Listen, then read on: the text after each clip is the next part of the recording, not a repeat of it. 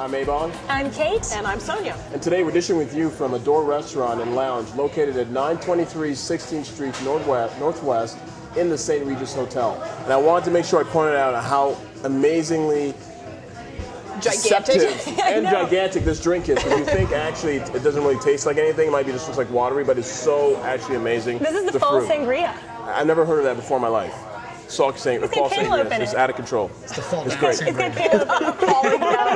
Nice. Melon. I'm a melon head. And today we have a great guest with us, Sonia. Today our guest is Mark T. Smith. He prefers the T. Mark T. Smith, the artist in residence here today. At the St. Regis. No, not at the St. Regis, the artist of today. Oh, thank you. Well, hopefully tomorrow too. True. Now let's talk a little bit about that longevity of artistry of yours. When did you start and how have you evolved to your art as it stands today? I started professionally in 1990, but I really started as a little child. And my parents were great about encouraging it. And so then I went to art school in New York, and I lived there for about 16 years, and my career just step. Started as a little child, like painting finger paint on the refrigerator, or started as a little child, like whittling in Boy Scouts? What do you mean started as a little child? I did my first concerto at 9. No, you were an artist prodigy. No, actually, I always drew since I was a little kid. So like I drew so much that my parents didn't know what else to do with me, so they put me in like any kind of program they could find. So I did sculpture, I did all the little museum programs, and then when I was 14, I was fortunate enough to go to a really great academic school, but by just total happenstance, I had an amazing instructor who basically I had a one-on-one mentorship for 4 years. So when I went to college, it was a complete repeat for me. So you knew you wanted to draw. I mean, painting and sculpting and everything else is also something that you do, but is drawing your favorite? It was born out of drawing. Drawing is like the base skill. So it's like the skill that you always come back to. It's like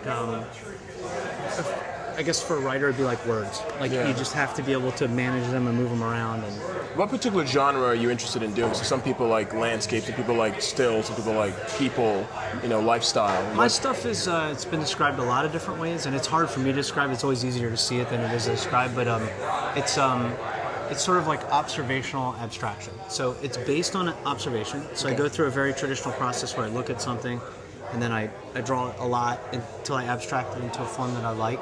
And then that becomes the painting, sculpture, printmaking, whatever. But I start from looking at life. And so from there, you also go into sculpture. You also go into what kind of sculpturing? Well, I just released my second sculpture in New Orleans past week, and my third one's going to be released this weekend in Tyson's. And it's made of?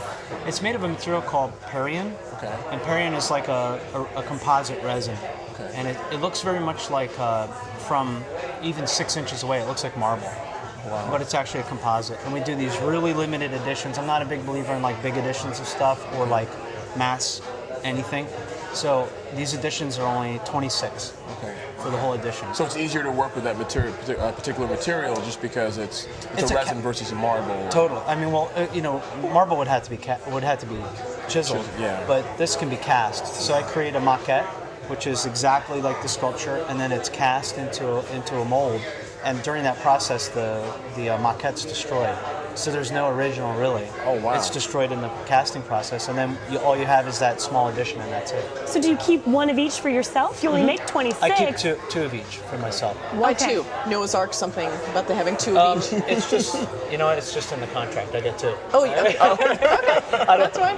One to sell if I want to, and one to keep for my archives, or it's just, yeah. So you're commissioned a lot to do all the time. To do a lot of this, okay? All the time. This last week I did a commission from Brad Pitt's Make It Right Foundation in New Orleans. I was in New Orleans all last week. Okay. So and by the way, I know it's all about DC. So relative to DC, okay. No, seriously, but all about urban DC, city. They should put every congressperson on a plane, bus, train, whatever, and drag them to DC. I mean to New Orleans to really tour what's going on. The devastation there is beyond comprehension. I was telling people it goes from roughly Georgetown to the Capitol, and imagine every neighborhood destroyed. Oh, wow. Well, you were talking about your art. It's insane. It's insane. You were saying that your art is, you observe it and then you sort of deconstruct it. When you went to New Orleans, it's a deconstructed City. Community. So what kind It's of heavy. inspiration did you get out of it, and how will that affect your art here in Washington? You know what I got out of New Orleans? Well, two things. First of all, the great wealth of New Orleans is the people. The people are totally phenomenal. And there are things in New Orleans that will never, you can never erase, like the music, the love of art, the food, that will never go away. And then the second thing is their optimism. Like they're completely optimistic, and they're driving toward making this thing turn around. And I have to say, like, as props to Brad Pitt and his foundation, like, had he not stepped up to that plate to do what he's doing there would be no visible progress. And when I say no visible progress, I mean governmental progress, none, zero. I don't know how many billions of dollars have gone there, but he's getting stuff done there, and it's impressive. And it's like the beacon that's driving everything. So, well, it sounds like you really learned a lot and brought back a lot from that experience. I And did. I've seen your art. It's experiential. It is. But it's also, I mean, maybe this isn't the way you would describe it, but a bit chaotic. Do you think it's a bit Yeah, chaotic? a little bit, yeah. Is that because that's the way you see life, or? life is not so simple. I mean, it's the yin and yang thing, right? So life is very simple, but it's very complicated at the same Right. time, right? So, New Orleans is a great example of that. It's actually really simple to solve the problem, but the actual process of solving the problem, it's kind of complicated once you get a bunch of people involved, right? Yeah. So for a lot of your art in general, I mean, besides the New Orleans piece, where can our viewers and everybody else, where can we find things here that you've done? This weekend, I'll be at Tyson's Galleria. Okay. And we're taking over a storefront in Tyson's Galleria, and we're doing Thursday, Friday, Saturday, Sunday, and doing an exhibition of my work, sculpture, printmaking, canvas.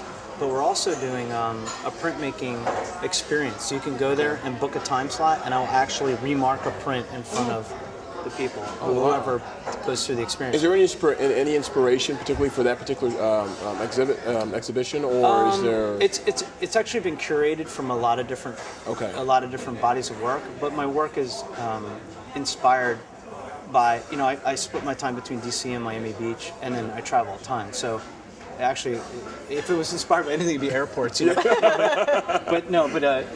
DC for me is like the intellectual nature of the city is inspirational, and the museums are fabulous. I mean, so I spend probably one day a week in the museums here, which is, to me, is a great gift. Like I have the type of career where I can actually walk around. And they're free. And they're free. Do you have a favorite gallery to show your work? Right now my favorite gallery is Habitat Galleries in Tyson's Corner. Yeah. I mean, they have great work, and they're great to work with. They're great Jay and people. Lindsay. Yeah, Jay and Lindsay, they're fantastic people. And it's funny, Jay and I got together early on before I started with sculpture, and I said, I'm moving into sculpture, and you would be the perfect gallery. And he was like, when are you going? How long? And I said, it's going to be a little bit. And we did a couple shows with paintings, and we've done drawings, and now that we're showing sculpture, it's like the perfect marriage. It's really great. How's the economy affecting your work and how you're selling your work? Well, we're down. We're down from what we were. We're down. We sort of follow the stock market, I guess, a little bit in terms of our ups and downs. But my typical collector is not totally affected by the market. So they're they're managing generational wealth, or they're. Look, if you have $100 million and you're down 30%. It's not so bad. You can afford a couple pieces of art. And art is an investment. Actually, it is. It's a great investment. And had you invested in art instead of the stock market, you wouldn't be down. I guess that's true. Well, Mark, unfortunately, we have run out of time, Well, but we my pleasure, appreciate guys. you Nice to coming meet you. to join likewise. us. I enjoyed our time here. And tell us how fantastic the art scene here in DC is. It is. And That it greatly is. in part because of you. So thanks so Thank much. you. Thank you, guys. And as always, thank you for joining us here on this episode of The District Dish.